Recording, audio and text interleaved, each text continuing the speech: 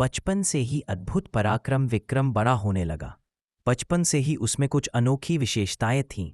वह घोड़ों पर बिना डर के चढ़ जाता, तीर कमान चलाने में अद्भुत कौशल दिखाता।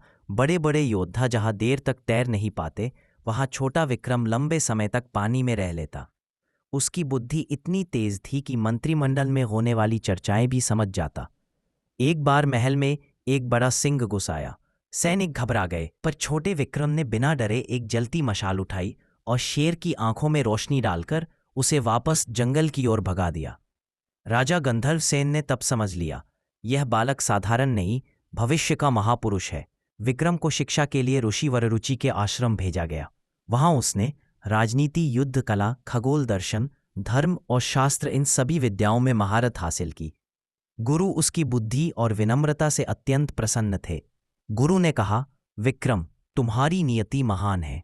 संसार तुम्हें एक नीतिमान, न्यायप्रिय और अद्वितीय राजा के रूप में जानेगा।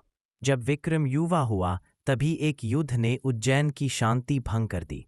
पास के राज्य ने आक्रमण कर दिया। राजा गंधर्व सेन गंभीर रूप से घायल हो गए और उन्होंने अंतिम समय में अपने पुत्र को बुलाकर कहा, विक्रम, अब उज्जैन की रक्षा तुम्हारे हाथों में है।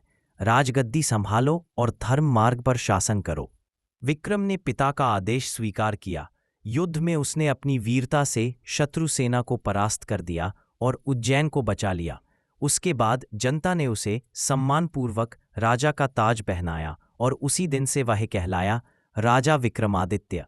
अर्थ विक्रम प्लस आदित्य, जो सूर्य के समान तेजस्वी और अजय हो। राजा बनने के बाद